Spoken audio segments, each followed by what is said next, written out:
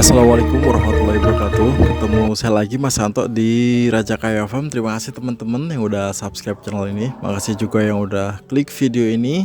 Mudah-mudahan teman-teman hari ini dalam keadaan sehat semuanya, nggak kurang satu apapun. Jadi gara-gara video saya kemarin teman-teman tentang pola penjualan ternak di Indonesia yang masih sangat tradisional itu banyak misinformasi, banyak yang tidak menangkap message dari saya secara utuh. Makanya saya bikin video ini buat memperjelas sebenarnya gimana sih apa yang pengen saya sampaikan ke teman-teman itu supaya nyampe dengan bener-bener utuh gitu. Jadi gini teman-teman, kalau misalnya teman-teman pernah dengar siapapun misalnya yang ternak yang kaya mesti belantiknya, sopo wae sing ternak sing sugih mesti belantike. Nah kayak gitu tuh bener apa enggak? Bisa bener bisa enggak? Nah kenapa muncul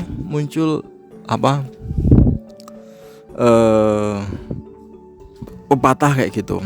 Begini teman-teman, pola penjualan ternak kita di Indonesia, mau itu kambing, mau itu sapi, mau itu kerbau, semuanya itu masih memakai cara lama, masih memakai cara yang sangat tradisional. Sangat tradisionalnya itu gimana sih? Jadi ternak dibeli dari petani sama belantik, terus nanti sama belantik dibawa ke pasar, nanti di pasar dibeli sama belantik lagi, belantik 1, belantik 2, belantik 3, belantik 4. Bahkan di pasar itu, satu pasar itu ternak tersebut itu bisa pindah 3-4 belantik, setidak-tidaknya pindah ke 2 belantik.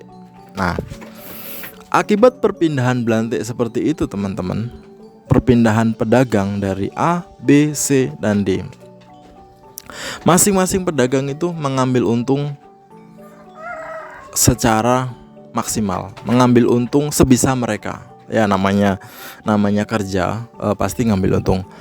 Di sini perlu saya garis bawahi, saya sama sekali nggak membenci belantik, saya sama sekali nggak menyudutkan profesi mereka. Saya hanya menyoroti tentang pola penjualan dan pola penjualan ternak di Indonesia yang masih sangat tradisional. Nah, karena ternak ini mengalami perpindahan dari belantik 1, 2, 3, 4. Jadi secara matematis harga ternak ini jadi tinggi di belantik yang terakhir. Misalnya dari peternak dibeli dengan harga 2 juta. Belantik 1 mengambil untung 100.000 jadi 21. Belantik 2 jadi 22, belantik 3 jadi 23, belantik 4 jadi 24, begitu seterusnya. Sebisa mereka mengambil untung aja. Nah, dengan kayak gini, itu baru di satu pasar. Bisa aja ternak ini nanti dipindah ke pasar yang lain, pasar satunya lagi. Misalnya kalau di sini kan ada pasar Wage, pasar Kliwon, terus ada pasar Balen, pasar mana. Itu pindah pasar itu juga nanti dibeli sama belantik lagi, bisa menghasilkan perbedaan harga lagi yang signifikan. Dengan pola seperti ini, ketika ternak tersebut nanti dibeli sama petani di end user, itu ternak itu bisa harganya itu bisa naik sampai puluhan persen. Misalnya dari peternak tadi 2 juta itu sampai ke end user, sampai yang beli itu bisa 2,5 sampai 27. Nah, masalahnya di mana? Ini menurut saya bermasalah. Masalahnya di mana? Masalahnya adalah ketika customer end user itu beli domba dengan harga 2,7 yang sebenarnya harga dasarnya mungkin 2 juta. Nah, dibawa pulang nanti dirawat selama 3 bulan. Selama 3 bulan dirawat, nanti dijual setelah 3 bulan.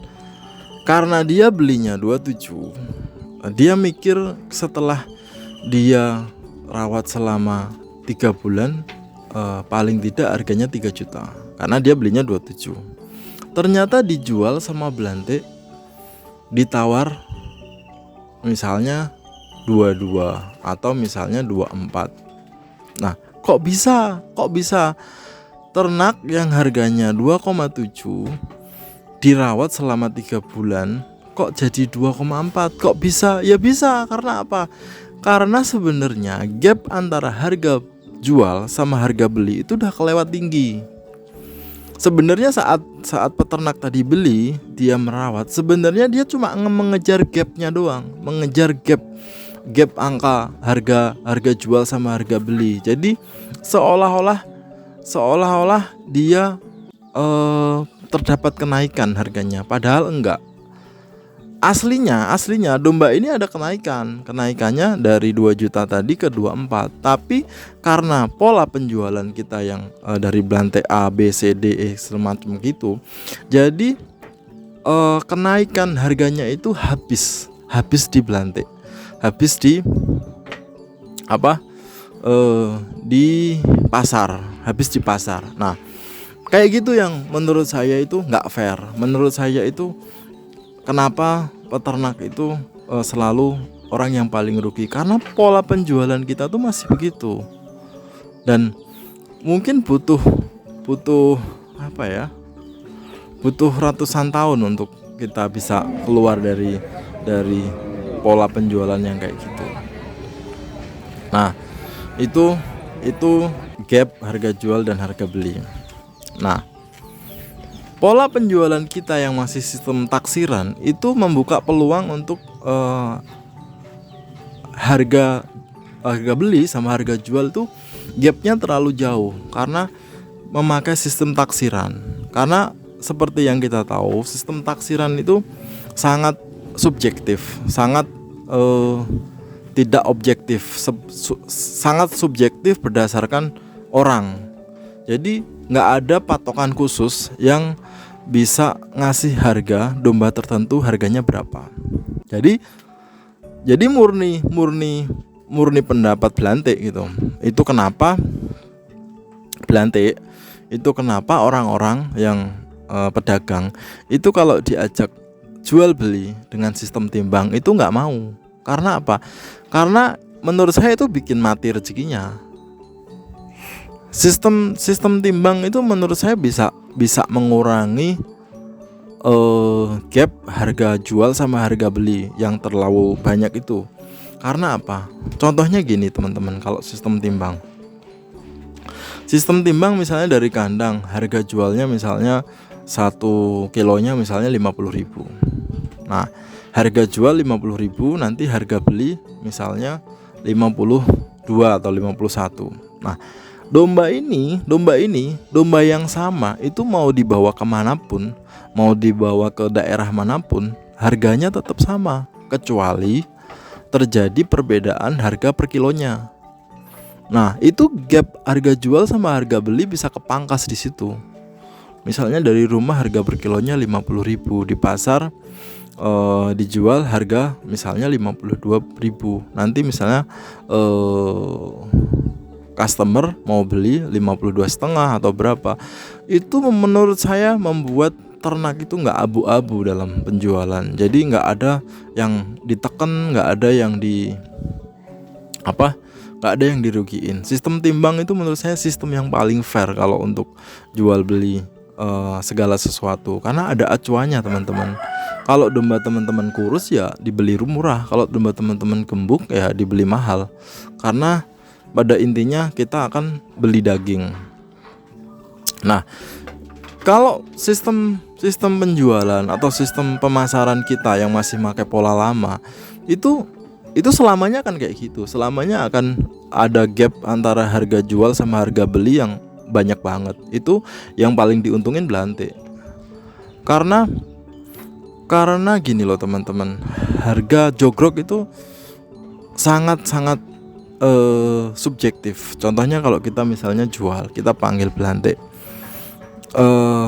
Belanda tuh ada aja alasannya. Yang kepalanya warna hitam, yang kukunya agak panjang, yang warnanya belang-belang, yang kupingnya ini segala macam. Dan itu membuat peternak sebagai penjual itu secara psikologis udah kalah.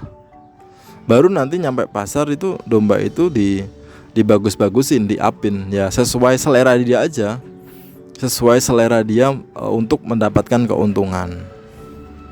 Nah, itu kenapa ada pepatah, siapapun yang ternak, yang kaya tetap Belante. Menurut saya nggak salah, karena pola pemasaran kita, pola penjualan kita masih menganut dengan pola lama, yang mana pola lama itu melanggengkan, menyuburkan praktek-praktek nggak fair dalam dunia pemasaran.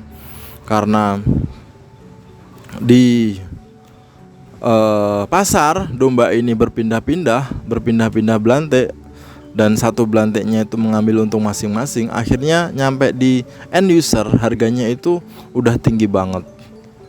Harga yang tinggi menyebabkan nanti ketika dijual lagi itu jadi murah lagi, karena harga yang dia beli pada saat itu sebenarnya bukan harga sebenarnya, harga yang udah di markup beberapa kali sama Belante, jadinya harganya tinggi. Padahal harga sebenarnya bukan segitu. Makanya mau dirawat 2 bulan, mau dirawat 3 bulan, domba itu nggak menghasilkan apa-apa, kecuali mengejar harga gap antara harga jual sama harga beli. Jadi itu aja teman-teman, vlog saya hari ini. Mudah-mudahan teman-teman ngerti apa yang saya maksud. Mudah-mudahan message saya nyampe ke teman-teman. Jadi teman-teman semua yang khususnya peternak bisa membuat ini jadi renungan gitu loh.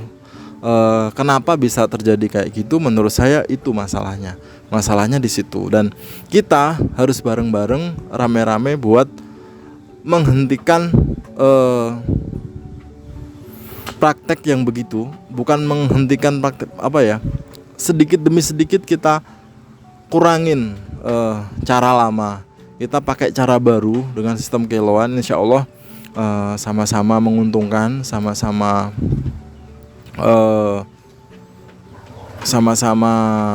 menghasilkan, sama-sama menguntungkan. Jadi nggak ada satu yang paling dirugiin, nggak ada satu yang paling diuntungin. Makasih banyak teman-teman udah nonton sampai habis. Mudah-mudahan bermanfaat teman-teman. Makasih banyak udah nonton. Jangan lupa ikutin saya di Tokopedia teman-teman, di nama tokonya Raja Kaya Farm. Jangan lupa subscribe channel ini juga. Ikutin saya di IG, di Facebook, di TikTok juga namanya sama. Sampai ketemu lagi di video selanjutnya. Kalau misalnya ada kritik dan saran, ada pertanyaan, bisa komentar di bawah. Nanti kalau misalnya malam-malam lagi mau tidur, lagi nyantai, bisa saya balas satu-satu. Kalau belum dibalas, sabar. Makasih banyak teman-teman. Wassalamualaikum warahmatullahi wabarakatuh.